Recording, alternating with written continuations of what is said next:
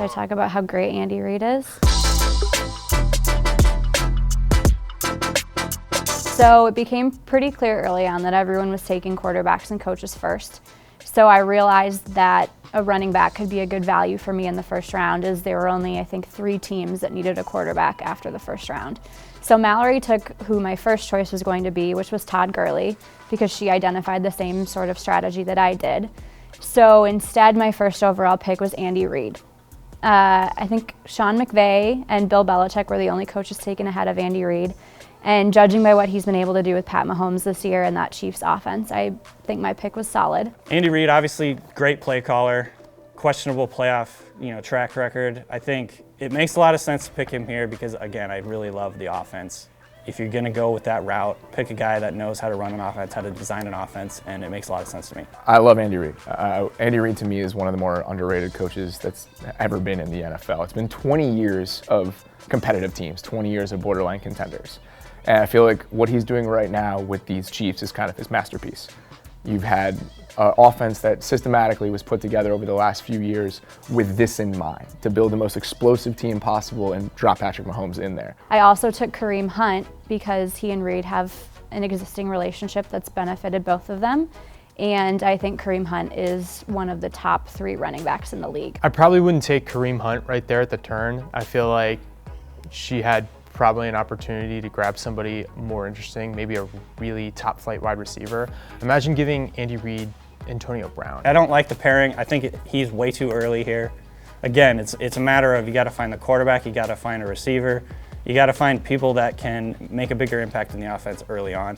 Kareem Hunt, he's a very good running back. I don't know if he's the same type of receiver as like your Saquon Barkley or Alvin Kamara, where you can line him up all over the field. He is able to catch passes, but he's primarily a running back, and I don't know if that really makes a lot of sense to go that early. She took Andy Reid and Kareem Hunt 1-2, which, look, I also went running back coach 1-2, reverse order, but I supported that strategy. But that pairing, in light of everything that she put around it, just doesn't make sense. So with my next 2 picks, I took Julio Jones and Matt Ryan.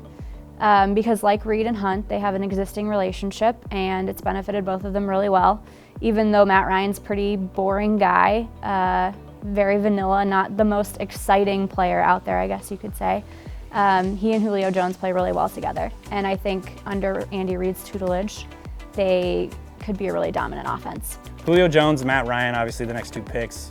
You can't argue with history. Those guys have a great connection. Julio Jones, one of the most dominant players in the NFL. I was going to pick him here if she didn't pick him there. Matt Ryan is a wild pick.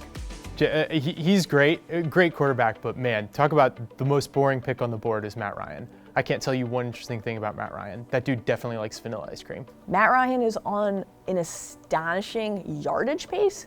That's fine. Guess who else has been on astonishing yardage paces before?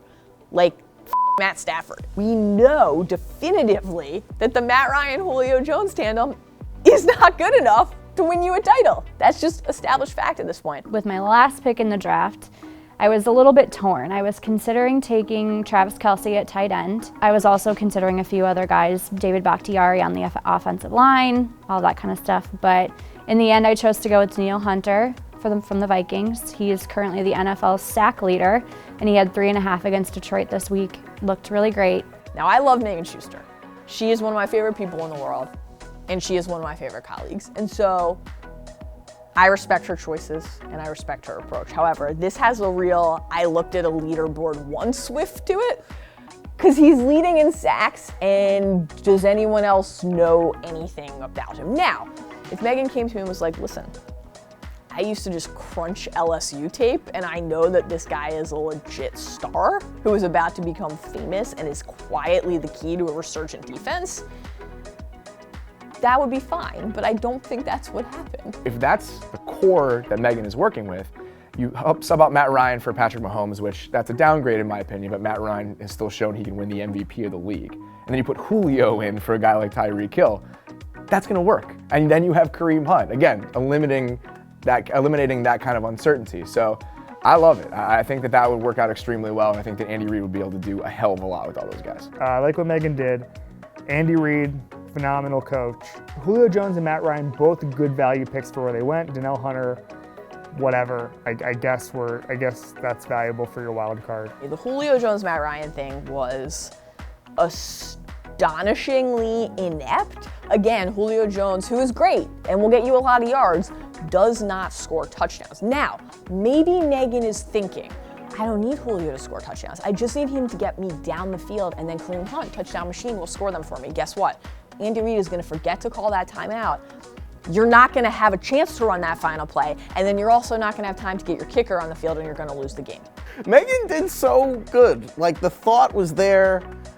I actually would love to watch that team the most, but like, the Chiefs and the Falcons have literally been the two biggest playoff collapses of like the last decade, maybe this century. I actually think Meg's is my favorite team. The Kansas City Falcons / Atlanta Chiefs might be the best team anyone has here. I like both teams. I think those two offensive philosophies are gonna work well together. I think Julio Jones is gonna actually score touchdowns when his coach is not Steve Sarkisian.